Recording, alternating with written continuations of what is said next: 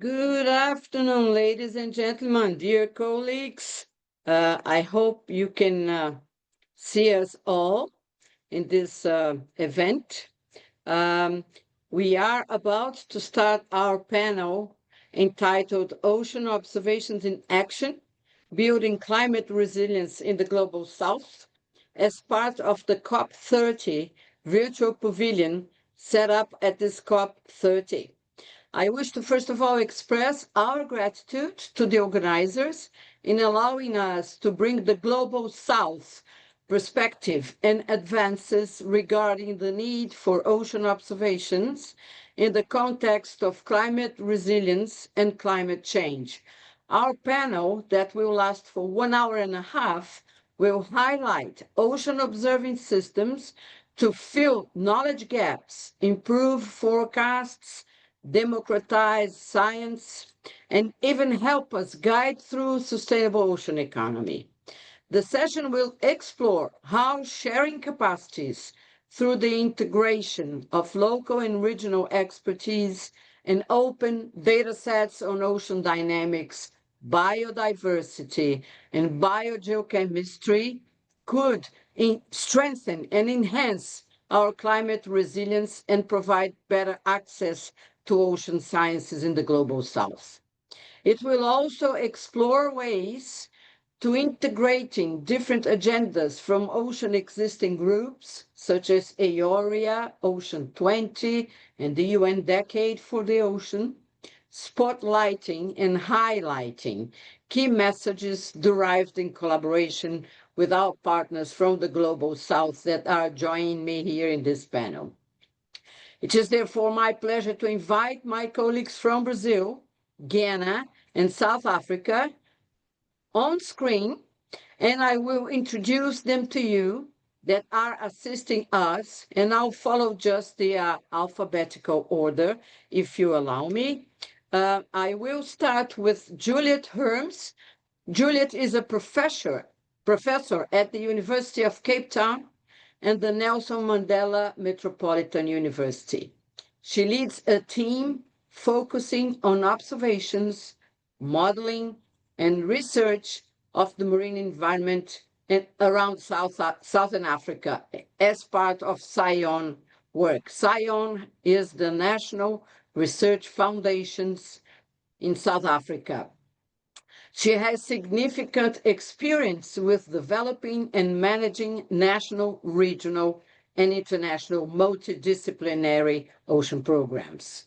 Juliet is in the South African leader of the All Atlantic Ocean Research and Innovation Alliance. I just mentioned it to you, AAORIA, and she has a lot to tell us in this regard. Welcome, Juliet. Next in line, we have Letícia Cotrim. She is an associate professor for chemical oceanography at the State University of Rio de Janeiro, UERJ, and she is a member of the Rede Clima. This is a huge network that we have in Brazil that encompass all in each aspect of climate change, and she co-chairs the National Ocean Acidification Network that we call it BROA.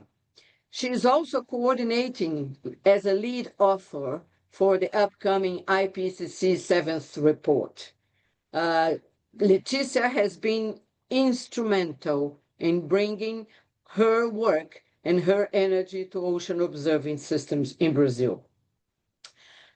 We then have one representative for the very unbalanced gender situation we have here. We're run by women, but we have Peter as a great representative coming from Ghana.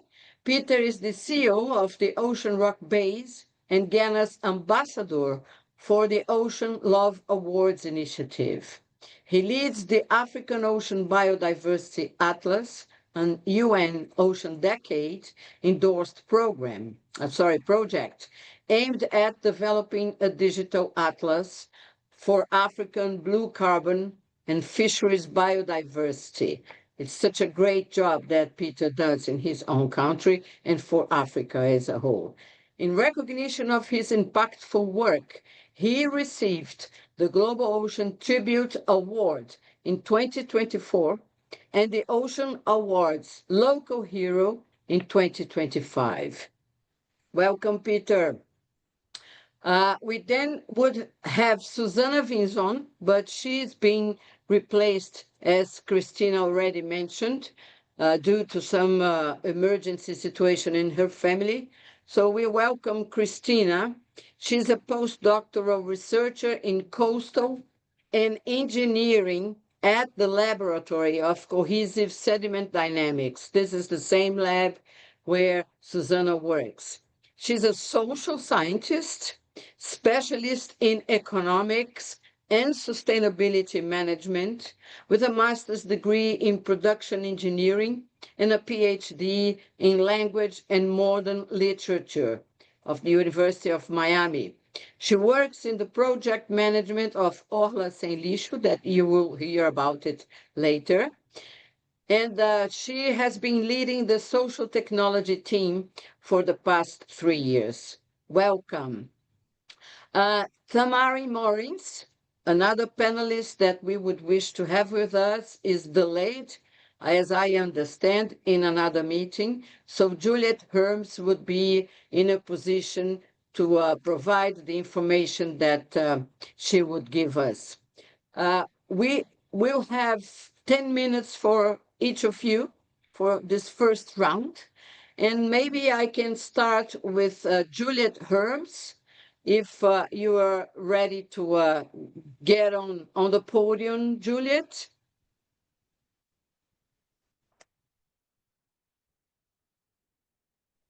Yeah, sure. So I thought you were going to ask me a question first. I can do that. So Okay. I can ask you a question. Certainly so. I was trying to leave the room for you, but I think that, I mean, we have this problem. I can say a few words, set the scene if you like. Okay, sorry. We are sisters of the South Atlantic for many decades now, so this proximity allows us for flexibility. And we both struggle to have ocean observations made available to all, especially coastal communities and decision makers. But I think limited access to science and technology hinders adaptation a bit, doesn't it, Juliet? The floor is yours. Yeah, so I mean, thanks, Janice, and thanks for organizing this. I think, you know, in the global South, particularly, climate resilience just really depends on our ability to see the ocean, not just to observe it, but to really see it. To sort of, we know as scientists that we have to resolve, you know, the heat, we have to understand heat content, circulation extremes, ecosystem changes, all of the things that determine our food security. But also, you know, our coastal safety and our economies, which a lot of the G20 has been about. And we really need to restructure the way we think that ocean observations aren't a scientific luxury. They're a really critical enabling infrastructure for underpinning the policy, the innovation, and particularly equitable development in the global South. So that's, I mean, for me, that's setting the scene of why, you know, ocean observations matter. And it does matter a lot, doesn't it? But we need to become more democratic in our endeavors. I completely agree with you. So, Christina, are you in a position to give us some information in this great portfolio projects that you've been working at with Susanna that aims integrating local and academic expertise for mangrove restoration and management of floating waste in Guanabara Bay, a place that has been severely impacted by marine pollution? Tell us more about it. Yes, sure. Thank you, Janice. Can I share some slides with you? Because we have some maps. Is Katie around? So so you're already on screen. Just have to go on, yeah, there you go.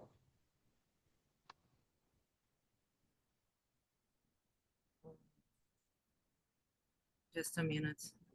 Maybe I cannot but because I need some annotations, some Susanna's annotations here. Are you watching the screen full? Yeah, perfectly. Yep. Okay. So, as Janice says, me and Susanna, we work at the Federal University of Rio de Janeiro with the main campus located in an island of 500 hectares in Guanabara Bay, with a dense population of about 8 million in the drainage basin.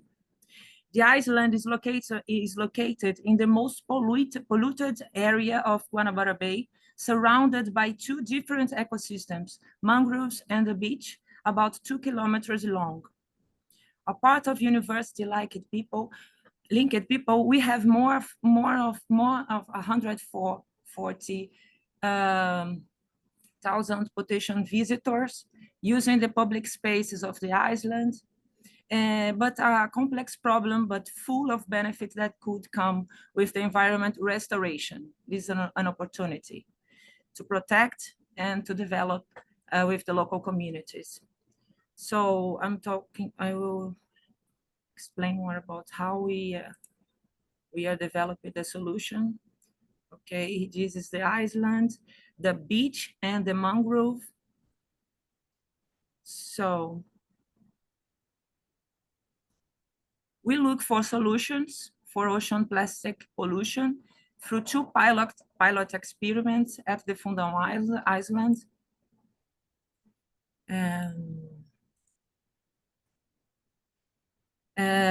The solution starts with the interception to protect mangrove and beach, collect and transport marine litter that arrives at this coastal area.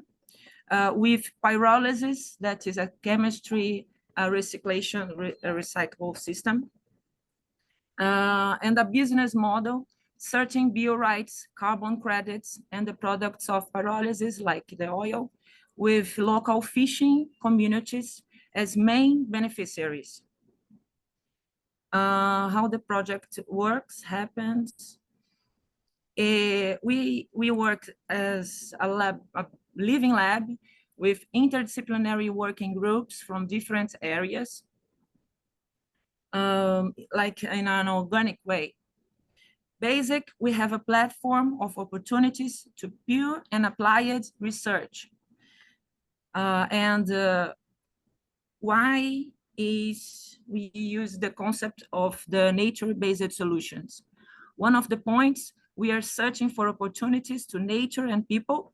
For instance, how to deal with biofouling in the barriers. We have research on anti-fouling, but also studying the benefits of that life that take the opportunities to grow there as an opportunity for nature to develop further. The concept of nature-based solution also bring us to work with the fishing communities that even share our territories. That's where the social technology enters, and this is my field of work, that is to understand the ocean, the dynamics of the ocean and the productivities and the biodiversity from the fisherman understanding and then their narratives, and to join with the engineers. Buildings like new knowledge about the coastal area. Those are the fishermen communities. We made regular reunions with them.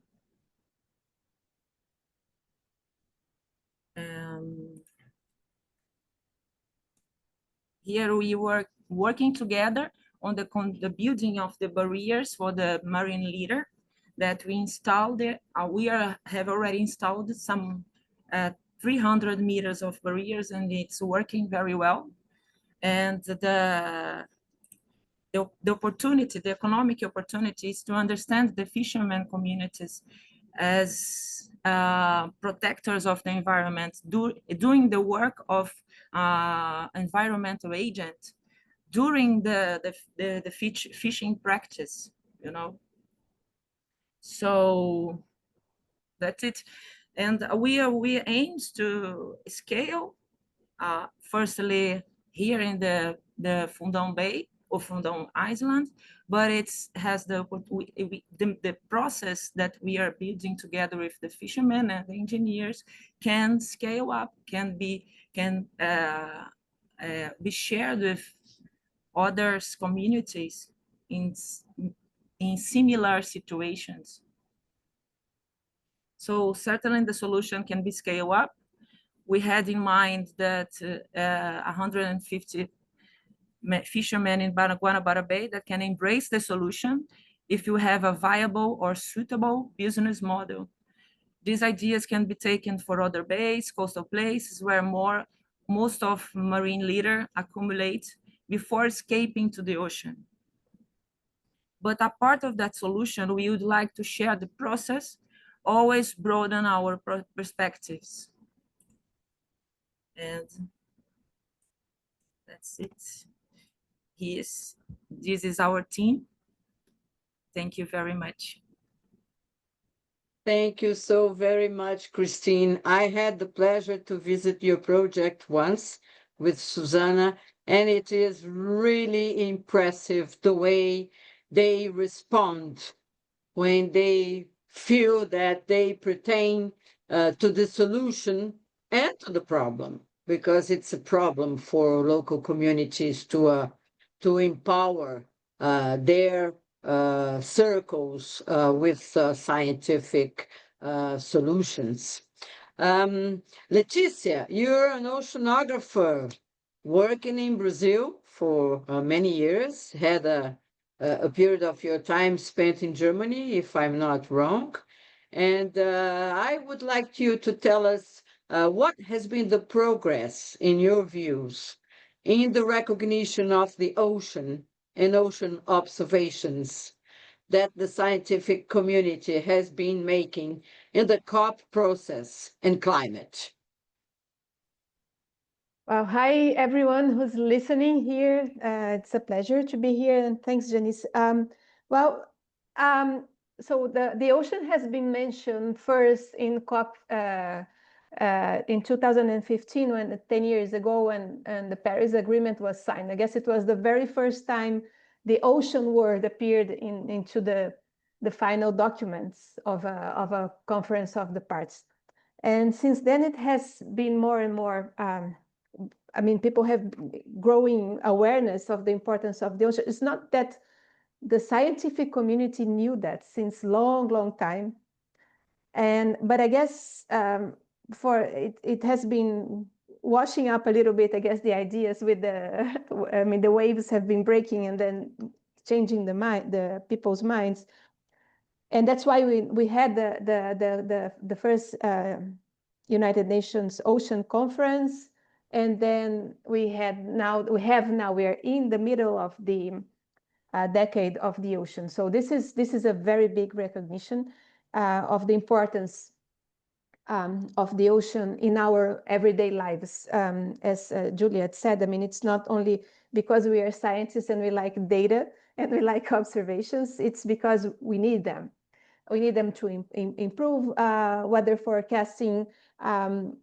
We need them for security, for shipping, trading, and many aspects of our everyday lives that we don't, sometimes we don't even think about it.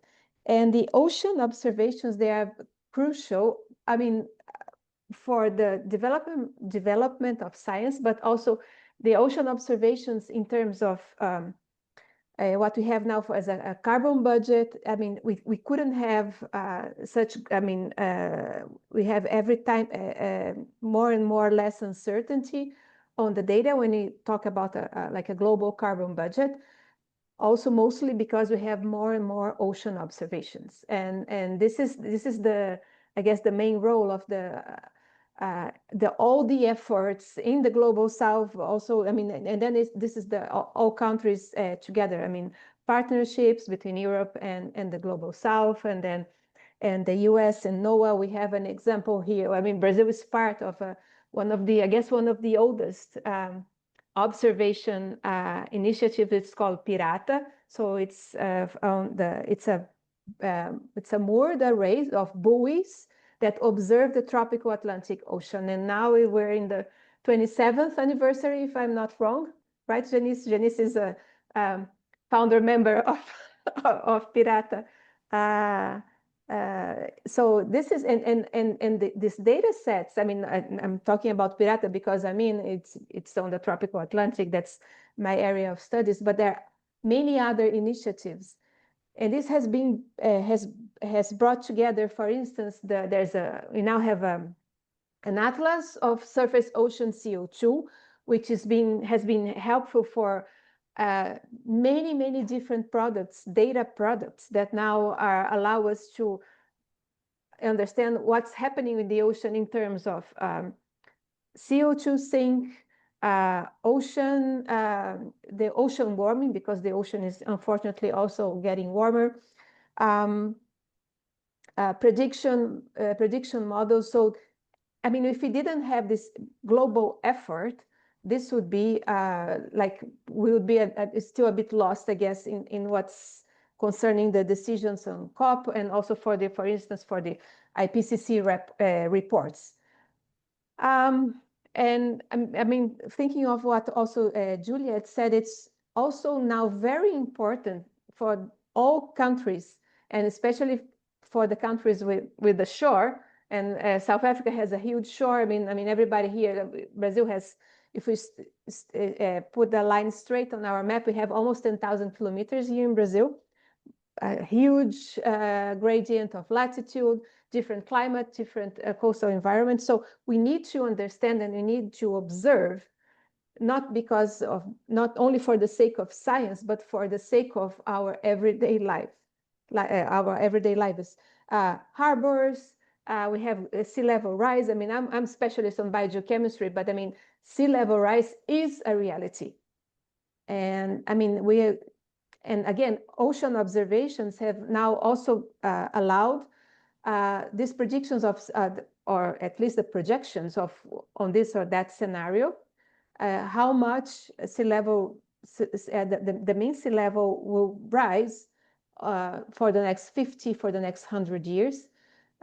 Hopefully, we have like a very short period of 1.5 degrees overshoot, and then we're going to be able to go back to and limit to 1.5.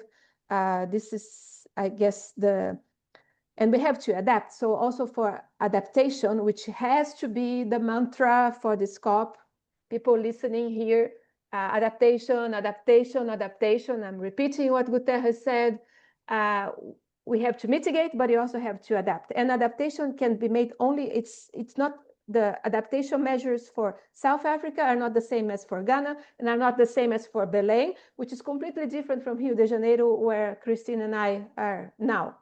So adaptation needs dedicated observations as well. So this is also very important. And put money into adaptation is much more cool than put money into fossil fuel strategies. So they have been buried. I saw the coffins. So I mean, adaptation is, together with mitigation, has to be and for that, for good adaptation and not bad adaptation, which also may also happen, we also need good ocean observations. So it doesn't have to be like the very scientific level, but I mean, for a scientific paper or for the IPCC, but it can, you have now more instruments, we have more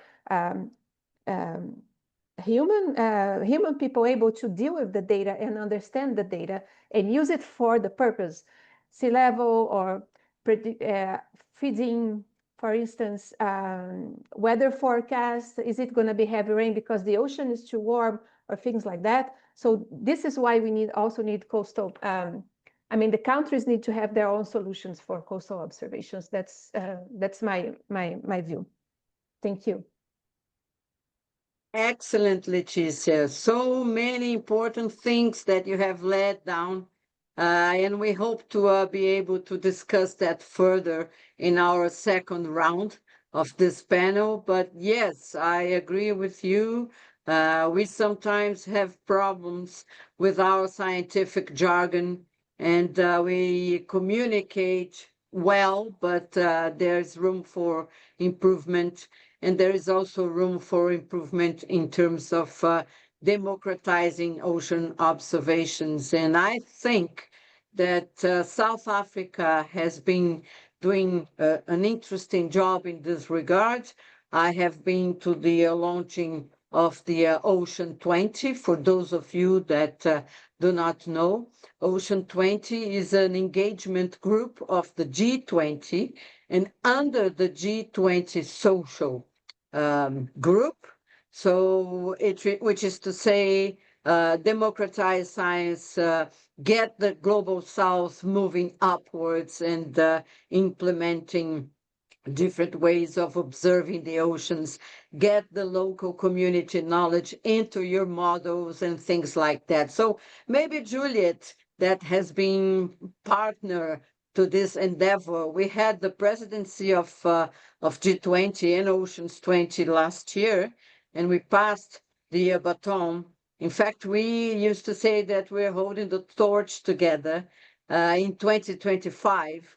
And South Africa has done a lot in terms of bringing this view of the shared responsibility for advancing science observations that would, in the end, mean an inclusive ocean economy centered on the principles of solidarity, equality, and sustainability. So why does the ocean matter so much to the G20 and the Ocean 20? And give us your experience with that, Juliet, please. Thanks, Janice, and I'm sorry Tammy's not here. But we've been working on this over the past year, and we took on this wonderful legacy from Brazil. And I have to say, it's been a fantastic opportunity to see. We've spoken, and some of the other panelists have said about how ocean science, it's well known, but it's all those other aspects that we don't always relate to oceans. And that's where it really, observing our oceans really has impact. And so through the G20, sort of really seeing what impact ocean has on businesses has been a really big opportunity for us. And I think, in South Africa in particular, and as we've heard from Letitia and the others in the global south generally, the ocean isn't just a backdrop. It's the heartbeat of our weather, of our climate, and of our culture. I mean, Letitia said about the enormous coastlines we have and the businesses that contributes to. So I think ocean matters so much to the G20 because you can't deliver global economic stability or climate resilience without the ocean and ocean observations. So we know that the ocean underpins the world economy. Over 80% of global trade moves by sea, and millions of livelihoods. And I think what's important is it's millions of livelihoods, especially in the global south, which depend on fisheries, energy, tourism, and coastal infrastructure. And so we know when the ocean warms or when it becomes more acidic or more extreme events, then the global economy feels it immediately. And we see that all the time. So that's, one of the main reasons that it's so important to the G20, but it's also, the heart of the climate system. And you're there in Belém now discussing all of this. We know this. We know that it absorbs the excess heat and the CO2 emissions. We know that it drives rainfall. But without the ocean observations, G20 can't plan for climate impacts or to protect the people or the industries and the businesses that it's so focused on.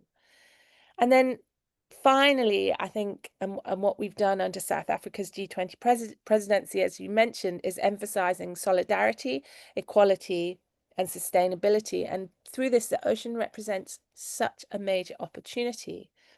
So I think what is amazing and what Brazil has started and driven, and it's a groundswell, it's this groundswell that Ocean 20 is growing is really ensuring that the blue economy becomes inclusive and science-based and not extractive, and that there are shared benefits and accessible data. We've heard about the data, but it has to be accessible, and it has to be accessible in a way that people can understand. So not just that you can get the data, but you can understand what the data is telling you. So not just raw or net CDF files, but actual products. And that's what we need to do, and that's what we've been pushing. So I think, you know, the ocean matters to the G20 because it's this connecting space. So it's between the climate and the economy, but also between North and South, and between inland and coastal, and vulnerability and opportunity. So really, you know, managing it responsibility is sort of essential for a sort of sustainable future for everyone. Fantastic, Juliet. And your words give us ground to ask Peter to please let us know a little bit more about his job. Peter is a great champion for Africa, for Ghana, and I certainly commend his efforts, his energy to as a game changer in his country. So, Peter, tell us more about your marine conservation initiatives, such as the African Ocean Biodiversity Atlas. And also, I know that you have a background history on fisheries in your country as well. Share your experiences with us, please. Hello, can you hear me? Yep. Okay. So first of all, let's start with two briefs about the African Ocean Biodiversity Atlas. So it's an endorsed UN Ocean Decade project, which is led by the Ocean Rock Base and African Ocean Atlas. So basically what we do is to develop ocean applications and deploy multifunctional ocean applications that enhance ocean awareness and sustainability in Africa. So our key components include Fisheries Atlas and Blue Carbon Diversity Initiatives for African landing beach. And we also aim to provide vital recommendations to the government, to be precise, the Ministry of Fisheries, where I'm currently affiliated with, for establishing marine protected areas. And the project also promotes data sharing among local communities and fosters understanding of the UN Ocean Decade.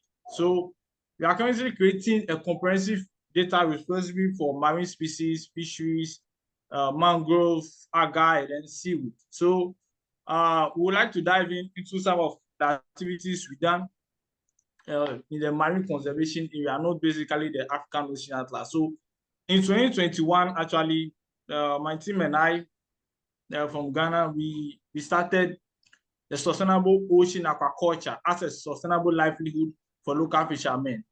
So when working with the Ministry of Fisheries and Development, which I'm currently with, we have a continuous training sessions for the local communities.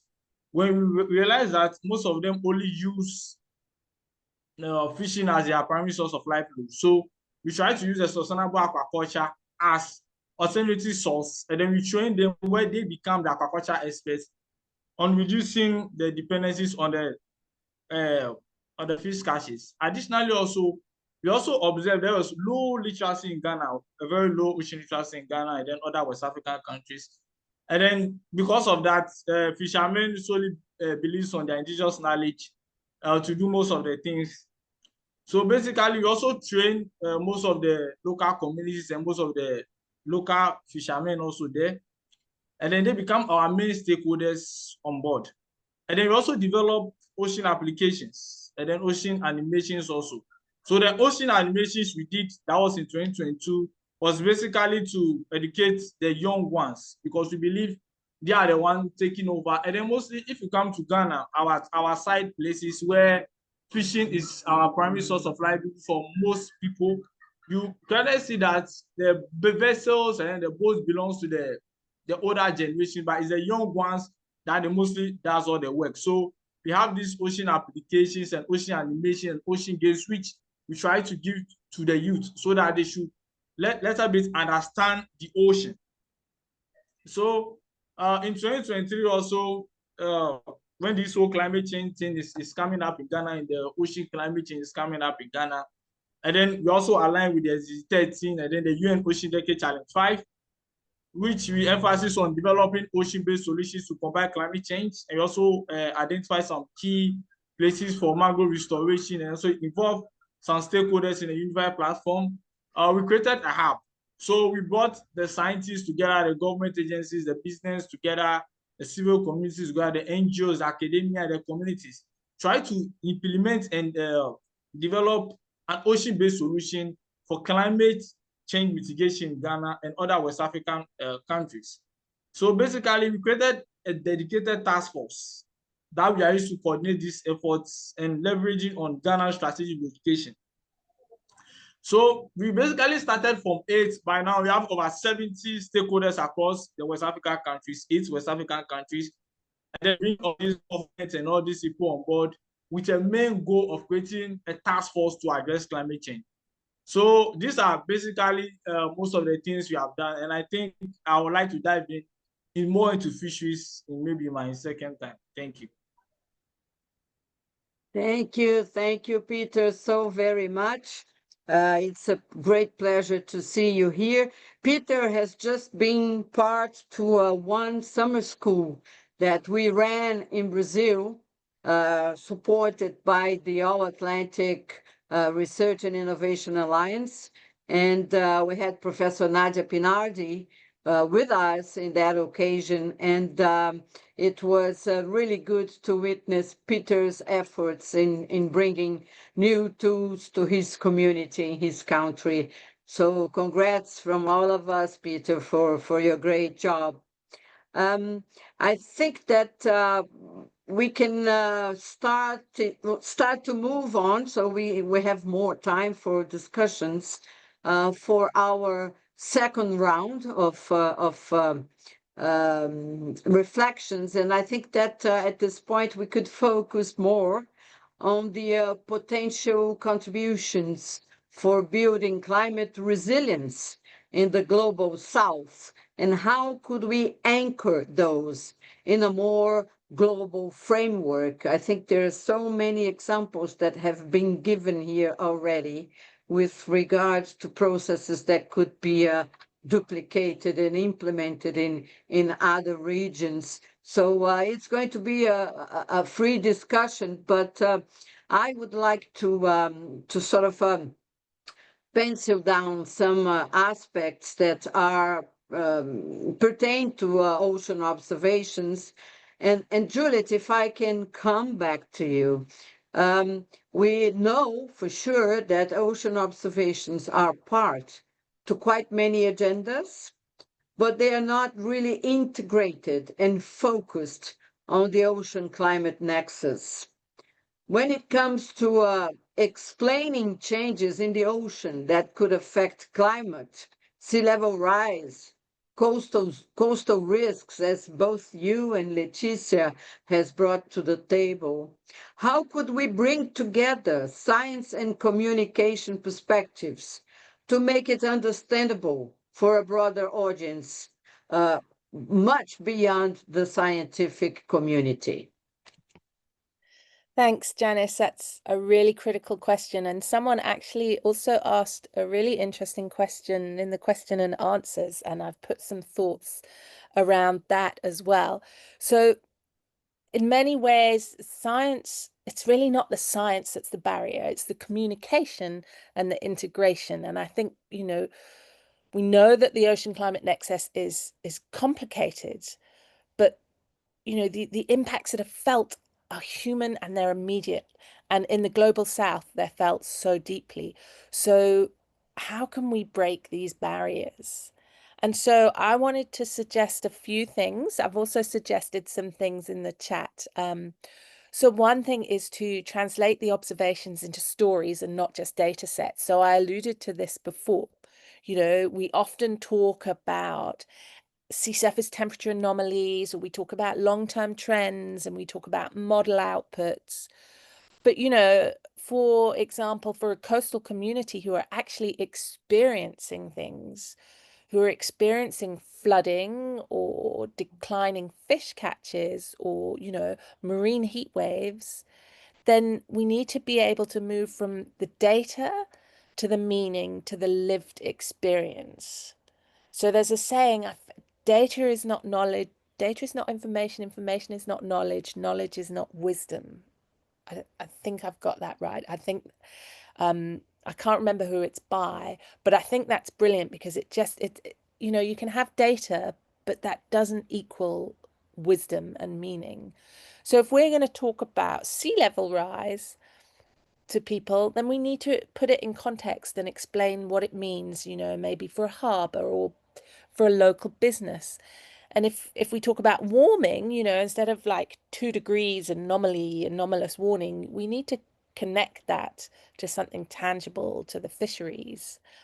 So, you know, our science communication needs to become much more context to the communities that we're working with, right? And so another thought is that we really, you know, the ocean observations that we have at the moment, they sit across many different platforms, as you mentioned. You know, we've got all these different acronyms, different observing systems, and national programs and regional programs, and they're all fantastic.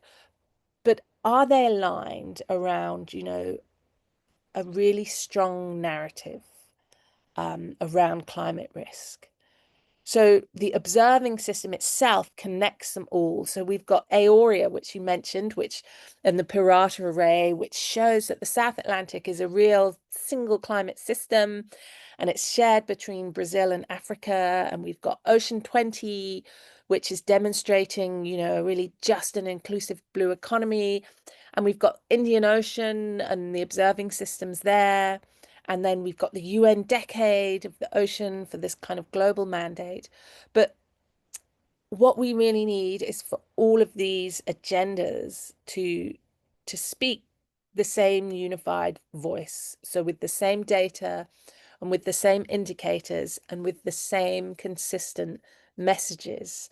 And when we've done that, then I think, you know, Ocean Climate Nexus will really become sort of much more visible and relatable, but also, as Janice, you know, this wonderful saying that you have, cooperation. We need cooperation, but we need it to be actionable. Yep, that is correct. We are together in this endeavor. Change the word to a cooperation, and I think this is supposed to be the COP30 anthem, like, you know, move into action. And I don't know how far we'll be able to get in this regard, but I think that efforts have been made in this context. But we will come back to the COP30 later in our discussions and what our expectations are. But I like very much, Juliet, what you said. And in my reflections, I tend to think and reassure that science does empower a lot, but it is our people that would transform the views of what we have been witnessing in our planet. So getting in touch and empowering local communities, not only local communities, but them in particular is an important way for us to go forward. And Peter, tell me, talking about getting the local communities with us in this scientific efforts to understand and to help adapt. You very often highlight that the fishers, local fishers and coastal residents have deep traditional knowledge of the sea, and I agree with you. They have a lot to tell us, but it may be a gap between their knowledge and their access to scientific data and tools that would be essential for us to understand climate resilience and adapt to climate change. Would it not? What are your views in that regard?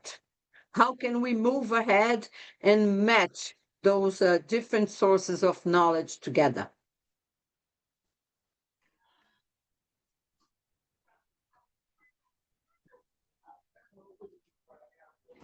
You just remind me during the UN Ocean Decade Vision 2030 process paper, white paper, which I was a co-author, this same issue came on board, which I documented it. And then I added it to be parts of the local priorities of Africa, which was documented as part of the Vision 2030 process. So if you want to discuss about that, basically, I'm also a local fisherman from birth. So I grew up in a place called Ada, a place that we have the estuary, we have the Volta Lake, we have the Atlantic Ocean. So my whole childhood was with local fishermen, fishing was a primary source of livelihood. So during that time, I observed that we have limited data on fishes and ocean biodiversity in the region, specifically Ghana.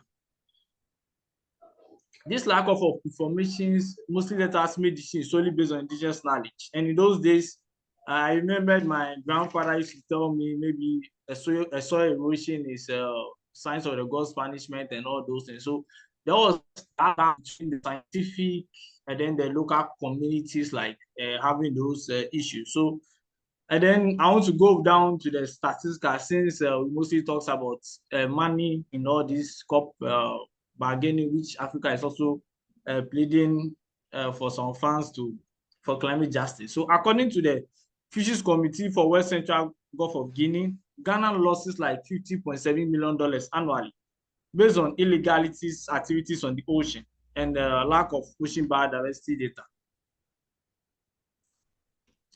Please, can you put on my slides on? Let me start. Okay. Do you have them on your screen, or Katie would have them ready to be presented? There you go. I think it's very big. I can see slides now. Me too. I think it's very big. Or I'm okay. No, I'm not seeing it at my side. Okay, please let me check. So basically, what I was discussing about the limited data on Ghana ocean biodiversity, and then it's not basically only Ghana, but it extends through the whole of West Africa. So we currently observe the loss of mangroves, limited data on the blue carbon, and a lot of catch in our juveniles. Nowadays, if you go on fishing, we see a lot of catches like smaller fishes, and a lot of things are going on if you really live at so according to Kwesi Edu, he clearly stated that mangroves have currently declined by 80% each year since the 90s in Ghana. So driven by this data gap, with a team in Ghana and then some representatives from Africa, we formed the Ocean Rock Base, and then we started the African Ocean Alliance with our main goal of developing ocean applications and technologies that collects and communicates ocean biodiversity data in collaboration with the university, to precise the University of Ghana, to better understand the ocean ecosystem and expand to Africa as a whole. Please, can you move on to my next one?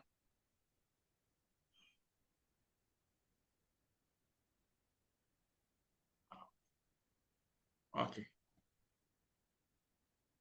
Thank you. So we created an ocean application, which you can see at the far, let me say the far right, which our main goal was to document fish species, the sea grass, the seaweed, the ocean biodiversity. So we have an atlas of the fisheries, we have an atlas of the blue carbon, but basically since COP is about mostly of climate change, I preferred using the blue carbon aspects for now. So we record all those things, and then we also have places where the local fishermen can learn more about the UN Ocean Decade. They can learn more about what happens in the global space. So with the help of the mobile application, you have access to all those things happening at the global space, because they live in a local community where, let me say, it's more disadvantaged. Like also the ocean literacy is very low and a lot of things. So we try to integrate all these things on their mobile applications. So we have meetings with them. You can see at the far left that we also have meetings with them where we educate them about the ocean, and then also try to let them know what's happening in the space. So we install the mobile phones on most of them, their phones, where they learn more about the things happening in the global space, trying to understand what is happening on the space and try to bridge that whole data gap.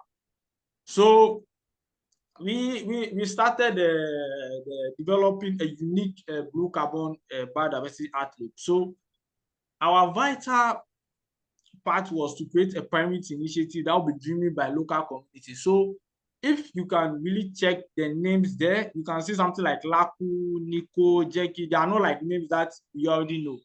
They are names that mostly comes from local communities. So those are local community indigenous knowledge. And you can see some also there literally with the dates which it has been documented. So we have a full database of all of them, mostly come, but this is just a screenshot of one of them and how it actually works. And then we after the Ocean World Base, we brought key figures from Africa, tried to create an African Ocean Alliance. And our team piloted, we started from Ghana, we piloted around 30 areas in Ghana here, and then also expanded to West Africa, marking the Blue Carbon Diversity Atlas for Africa, which we already have over 20 African coastal states, like represented across 20 African countries, which they are also piloting it at that places and bringing the indigenous knowledge information to the global, let me say, to the global space. And then they also learn more what is happening on this global space. Let me say the AAORIA, the UN Ocean Decade, the O20, the G20, all those things happening, COP30, all of them, where they can all have access to everything, so that we can all be on that, let me say, on the same level, which they know what is happening. They also have what is happening. And then the database is trying to bring us information basically on the blue carbon ecosystem. And you can see we also come with a high quality pictures and videos which it depicts the coastal communities across Africa.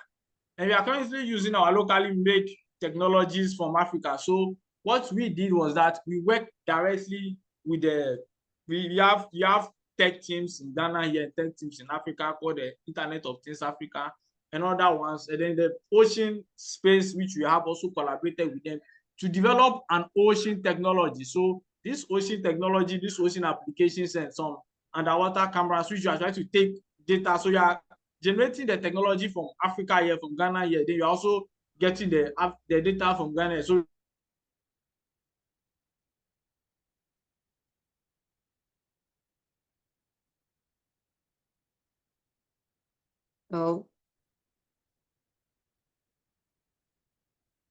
I think Peter got disconnected.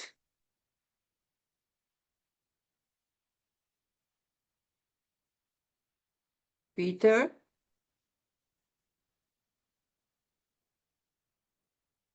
So can you hear Peter, or it's just from my part?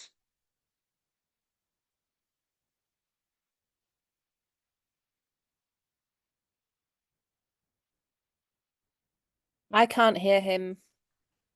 You can't? No, I think we've lost him. Yeah, I think he lost connection, definitely. Yeah. Anyway, so Leticia tells me that her computer also had a problem, but we are online, right? Christina, Juliet, Katie, and myself are online.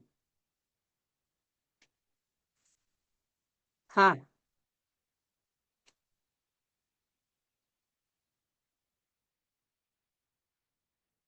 Okay, so I think we should proceed. and see if they can get connected again. Otherwise, we would be losing momentum of our discussions here. Let me then try to bring some perspective from you, Juliet. You've mentioned cooperation, and this is something that we are certainly trying to do together under the Ocean 20 agenda, and with an important aspect that pertains to empowering early career professionals. But not only that, we are thinking about startups, and we have to bring this financial perspective into place as well. How do you see that Ocean 20 has moved on, up, and forward with regard to the blue finance and the blue economy during this year? If you can bring us some highlights on that. I think that's why we needed some of the local entrepreneurs here in terms of that. So it's something that's become really, really important to show the financial value of Ocean 20, that it's not just another forum, but that it's like really a mechanism that's going to reduce duplication and align and sort of align investments and create these shared pathways, sort of these shared pathways for action that go across governments, industry, finance, and the communities that we've been talking about. And so I think in terms of the blue financing, that's just one way of doing that. But what we have to really keep remembering, and we've had some discussions around this and some of the questions, is that we need to make sure that the communities are integrated into the conversation. So yes, we can talk about ocean observations, we can talk about blue financing, we can talk about industry and government policy, but the communities need to be a part of this discussion for there really to be sort of, you know, this value product of what we're doing. So we can link Ocean 20 to existing multilateral commitments, and we can create policy certainty, which is really what the private sector partners need before they can commit their capital. But, you know, I think the key around doing all of this, around making the ocean observations valuable, is in and what Ocean 20 is doing is strengthening this economic case for the ocean. And I think, you know, what, and again, I'll go back to the chat. There was a bit of a discussion. I think Raquel asked an interesting question, and Letitia and I have been trying to answer about, you know, whether things like blue economy can be related to resilience rather than or more than just the extraction. And I think under Ocean 20, we're really trying to reframe blue economy around the sort of sustainability and the regeneration and this long-term, I'll come back to the community benefit again. So I think we need to, in the broader context of what we've been discussing, is change the business mindset to show that resilience is not a nice to have, but that it's really the only way you can safeguard your economic activity in this changing climate that we're all facing, particularly as we've spoken about in the global south. And so when, you know, the businesses really see that these financial sort of durable returns depend on healthy ecosystems, then that's when we're going to get this shift to resilience becoming a key focal point. Yeah, and I think that at this stage it's worth remembering that the G20 is a financial group that was set up after the 2008 global financial crisis. So it's really important to underline the ocean perspective into this group. And I think my personal belief that we are moving forward in our initiatives to bring to their attention the ocean dimension. But of course, there are several multilateral groups, as we've already stated before.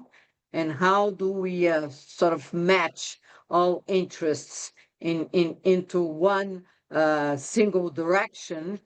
But I think that there is one very important point that all multilateral groups or parties, if you wish, realize is that climate change is no longer expected as a future threat, but in some cases, it's a present tragedy. And I think this has been clear to some groups. And I think that at this point, we still have half an hour. I think we should spend some time discussing among ourselves and the audience what are our ambitions for COP30 with regard to the oceans. What do we expect that the ocean will finally play an important role and put into practice to climate stability and economic resilience? Who wants to start? So I'll ask it again. What should be your ambition for COP30? Do you expect that the ocean will play an important role and put into practice to climate stability and economic resilience? Peter, you're the only one here in the room representing the male community. So you go first. Give us what your ambition for COP30 is, please.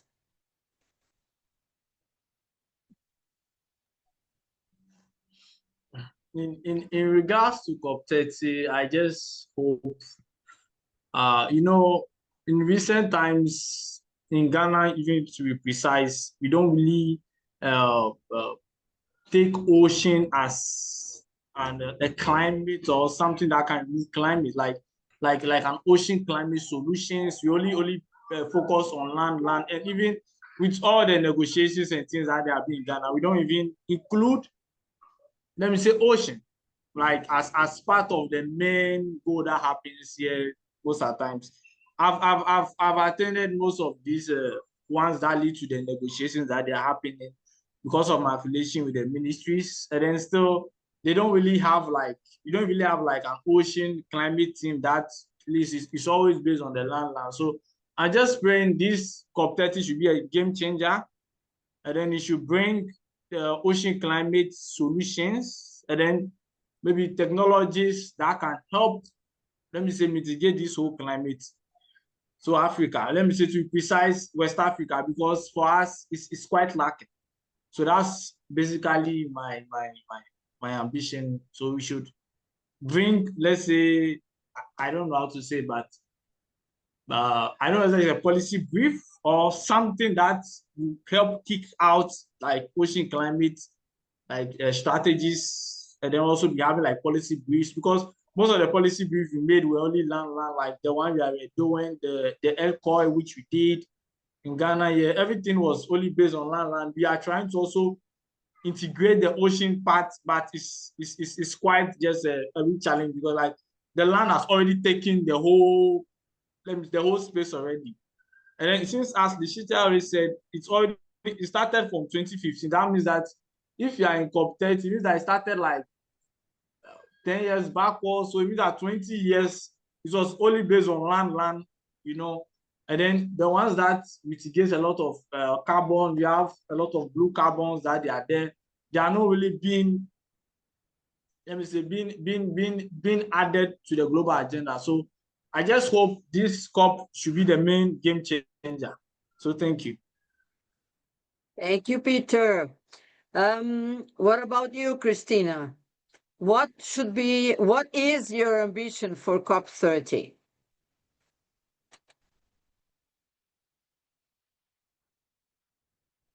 It's no longer here, I'm afraid. I don't know She's if... not. No, I had a problem with... She lost connection, and you lost too when you came back, right? Yeah. Okay, so give us your ambitions, Leticia. Okay, you asked. Here I go.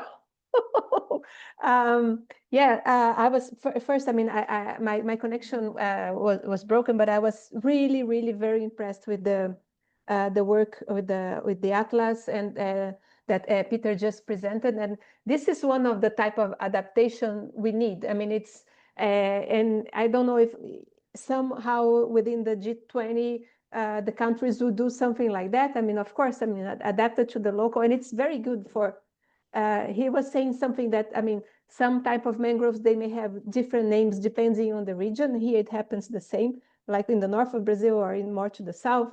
And then you have a picture and then you can access the information about it. This is really, I mean, this is a very interesting social technology for everyone.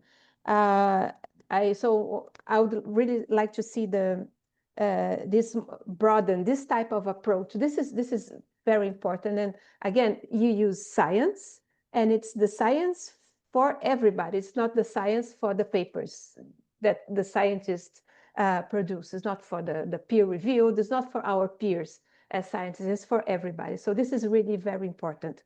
And really, congratulations, Peter, on your initiative. Second, and then I'm gonna go further with this question and answer here on the chat. Another way to bring more information about the ocean to everybody is something that was really good, and it's an example now from Brazil, is to put the ocean and ocean literacy, everything related to the ocean, into the schools. So this year, it has been decided that the ocean and everything related to the ocean is going to be part of the schools within geography, biology, sciences. So it's going to be part of the school curriculum here in Brazil. So this is also something, it's for the future. We cannot stop talking to the adults. We have to talk to the adults all the time because the heads are tougher now, but it's also very important to keep this momentum. We have also to talk to the kids, and nothing better than schools and the teachers. And then I also hope, I mean, and there's a second question in the question and answer here, and it, I guess, also goes aligns with my expectations for the outcomes of COP30, is that we really see a roadmap to what's adaptation and to the and also for the good mitigation. And one thing I would really like the people on the table negotiating is that they know, and I guess this is a fact, I mean, like the common people who are not there in the COP on the negotiation tables, people want action. People want climate action. People want climate ambition. People are fed up with all these climate disasters because it builds up in our, it stresses us up a lot, especially for the more vulnerable populations. And I guess nobody normal wants that. So it's more than clear that it's time to stop giving money to fossil fuel, and it's time to give money to adaptation and mitigation, and to, I don't know, whatever economical paths, because then I'm not an economist, but I mean, that could be, there must be a solution for financing and for moving away as fast as possible to achieve the net zero, so that we have a very short overshoot period of more than 1.5. So this is my expectations. I mean, ambition, be ambitious, be bold. I mean, and think of the ocean as part of the solution.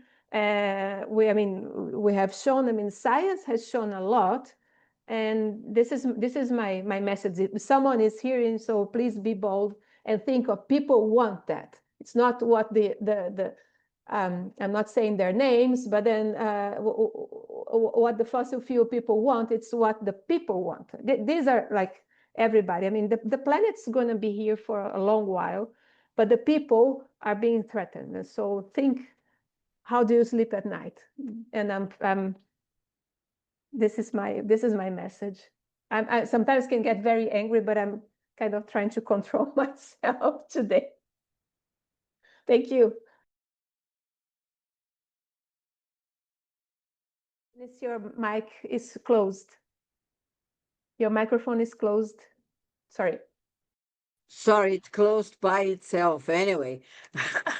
Thank you very much for your reflections. And I want to come back to you with my perception from Belém, from where I am right now. But before that, I want to listen to Juliet and Christine. Christine, you were off when I started asking questions about what is your ambition for COP30?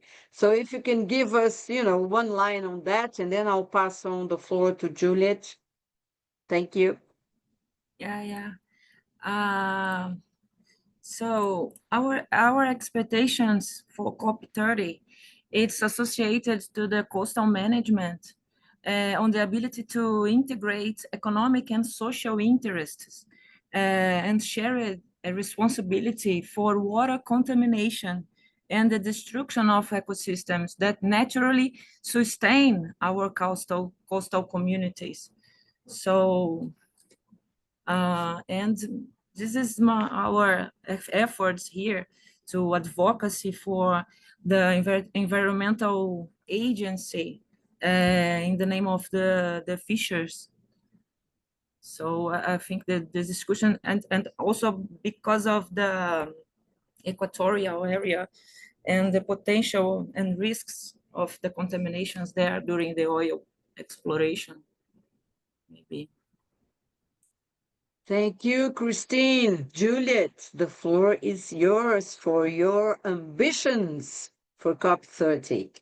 Thanks. That's hard to follow from what the other three have said. I think they've captured it pretty nicely, and I'm sure you'll add to it, Janice. But I mean, I think, again, for me, what it comes back to is really moving the ocean from the margins to the center of climate action, so that it's recognized not just as this carbon sink or as this resource to exploit, but as the critical climate regulator that it is, and a source of livelihoods and a sort of a real foundation for resilient societies. And I think, practically for me within COP30, that kind of means starting to embed ocean observations and the knowledge that we get from that into national adaptation plans, into early warning systems, and into these climate finance, the climate finance mechanisms. So I think, I would want to see commitments at COP30 that also really translates things immediately into observations that we so desperately need, and policies, services, and investments, but also, and Letitia touched on it as well, youth engagement. And also with regards to what Christine was saying, all, to enhance resilience on the ground, particularly with, as all three panelists have said, with these vulnerable coastal communities. But Janice, what is your desire to see coming from COP30? All right. Well, I think I can summarize. I will start with one sentence, and then we'll get into the discussions. And my one sentence is, the ocean is here at COP30. There have been so many events happening pertaining to ocean discussions, but it's been really interesting to watch inland communities, because we are in the Amazon. So we have inland communities listening to our discussions and sometimes not understanding what we're talking about. So I think it's important for us to bring the inland community to the ocean and the ocean to the inland communities, because it does not affect just the coastal communities or the open ocean activities. So this is, in summary, what I have been watching here. I think Brazil was really, really, really lucky to hold COP30 in Belém. We had lots of problems at the beginning. Many of our colleagues did not come. because of the logistics in place at the beginning of the planning stage of this COP. Some of them have been resolved, others not. It's been extremely hot inside the pavilions. It's been nothing unhealthy. I come back home, I'm exhausted because of the heat. This is a problem, but this is Belém. This is the Amazon. It is like that. So in many occasions, one keep asking himself, are we doing anything that we should not be doing? No, we're doing the right thing, bringing the green and the blue Amazon, as we call it in Brazil, together. This was a really important momentum. And let's bear in mind that here in Brazil, we are living a very special moment because we will have the AAORIA meeting next year in Brazil. We will have the UN Decade Conference in 2027 in Brazil. We had the Ocean 20 last year in Brazil, and we have Ocean 20 this year in South Africa. So the Global South is very well represented with regard to those meetings that we have run and we are planning to have in our geographical region and financial ecosystem, because again, the G20 holds the largest wealth nations in the world. And we have to keep thinking about that. But anyway, let me try to summarize what I heard from you, and then we will have a final pitch from each of you. Those are the lines that I have written down as you guys were discussing. By the way, I didn't read the question and answers and the chat because I was taking notes. So if you want to come back to those, we're more than happy to do so in due respect to our audience.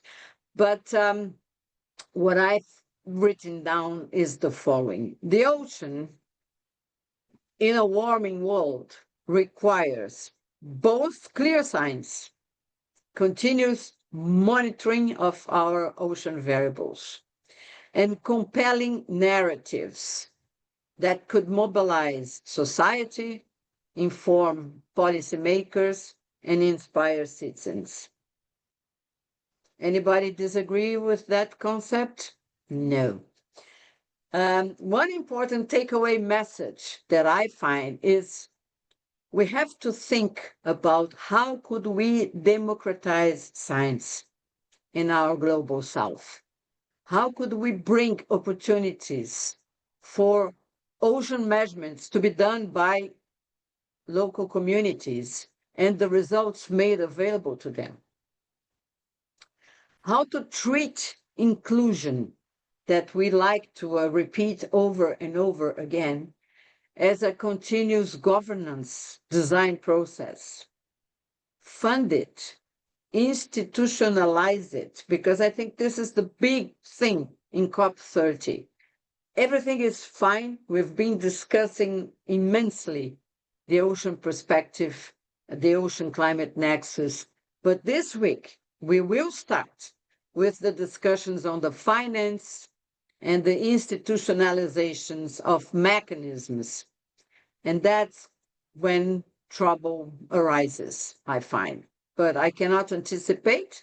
We'll have to wait until the end of the week to see how far we would be able to make commitments and co-owners of both risks and solutions, because that's what's at stake.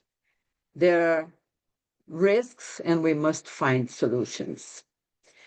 I also think that we have to struggle, as Peter has been doing, to get local knowledge arising from communities fully integrated in our science-based models and coastal planning, respecting social and cultural diversity, because they are immense in the global south.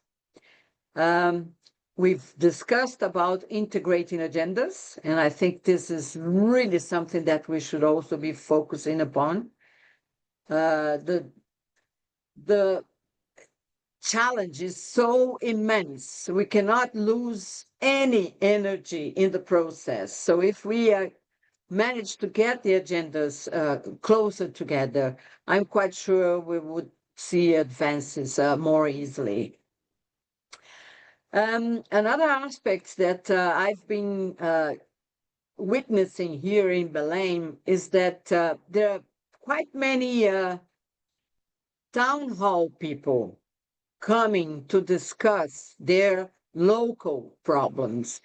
Because as mentioned by Leticia, I mean, just here in Brazil, we have so many different ecosystems that we have to understand and adapt to. I'm quite sure it's the same in South Africa and maybe the same in Ghana, and certainly the same for other African and South American countries. So we have to mobilize their attention, because they are the ones that will deal with the aftermath of a natural disaster. So this is another challenge for us to get on board and keep moving. And finally, and I think Leticia will like that, for a question of social justice and gender equity, we have to recognize that climate change does impact women much more than men, considering the nature of their work in traditional communities, for example. So we would have to let them more empowered in terms of running into scientific careers, having them understanding what scientific research is needed for their local communities, because they are great propellers of good ideas in their circles, and they can foster an empowered cycle of participation of communities. So, in other words, let's help promote women's participation in climate change discussions and actions, and as scientists as well. I think that's more or less, this one was completely by my own.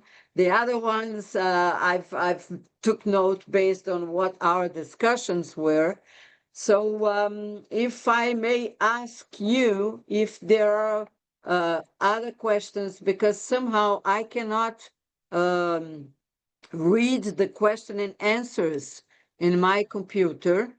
So does anybody wish to check on that and see if either in a question and answer or in the chat we have information that we should reply to? There are comments here in the question and answer, and especially on the communities. And I guess there we have someone from Tanzania writing about the restoration of mangroves and how all this, which is very important for, I mean, as a solution, it helps for mitigation and it helps the conservation of these ecosystems, and is being done by the local people who do not get access to any of these climate funds. And I mean, it's not that there are climate funds, but they're far from ideal. So this is when I said about people have to be bold about that. Is that I guess the governments, they have to give like a very clear sign that, look, this is the way we're moving. And it's not all the money in the governments. And I guess this is something that maybe the G20 is going to answer.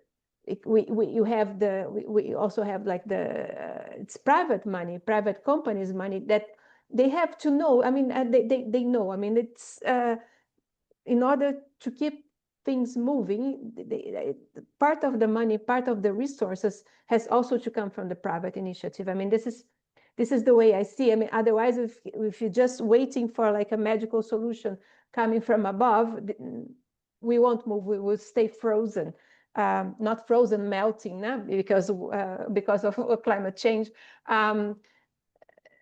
So and I said be bold. I mean, it's governments be bold, and the private initiative also be bold. This is more or less, I mean, on the, and again, because again, so you see, so local people are restoring the mangroves and they're not getting the money, but they know it's important because they know it there, because they've been there since ever. So they know how to do things. They have this is such as an important knowledge as the CO2 I go and measure on with my group. This is, you cannot put more value on one or the other. It's part of the culture, which is something, I mean, we don't live without culture. And yeah, so this is and again, I mean, you have to try and spread this message for the ocean, for the forest, for the mangroves, for the seagrass meadows, for all the coastal ecosystems.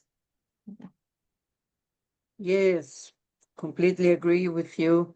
Any other reflection arising from question and answer? I think that from what I could read finally here in my computer, this is pretty much what the discussion is all about. And I can see Ocean 20 right in the center of discussions when it comes to getting funds coming to the right people and things like that, and from the right sources of finance. So yeah, I think in this regard we are clear about it. Let's then go to a final pitch. I think we only have 2 minutes left in our discussions. Does anybody want to give a word for COP30? Mine is, you know already what mine is, cooperation. So I want to see everything that I've participated during this past week into action at the governmental level. So we shall see what's going to happen. Let's then move round. Juliet, one word. And it can't be cooperation. Connection, because the ocean connects us all. Fantastic. Leticia. Yeah, cannot be cooperation, cannot. I guess courage would be a good word. Great. Christine. Right. Integration. All right. Peter.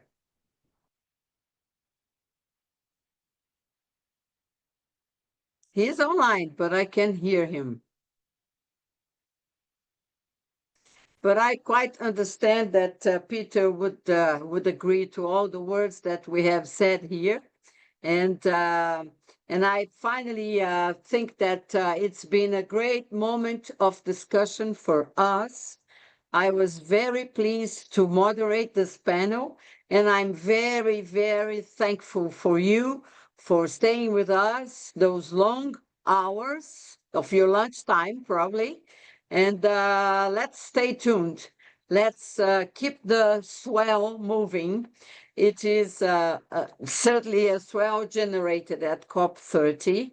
The ocean is here at COP30, as I already said, but we have to keep rolling, surfing, paddling, you name it, for us, because it will never end. It's a fight that we have to, keep getting extra energies a lot. So without any further ado, let me thank you so very much for your presence here with us. It's been a great pleasure. Katie, thank you so very much for hosting us at the Virtual Ocean Pavilion, and I hope to see you soon.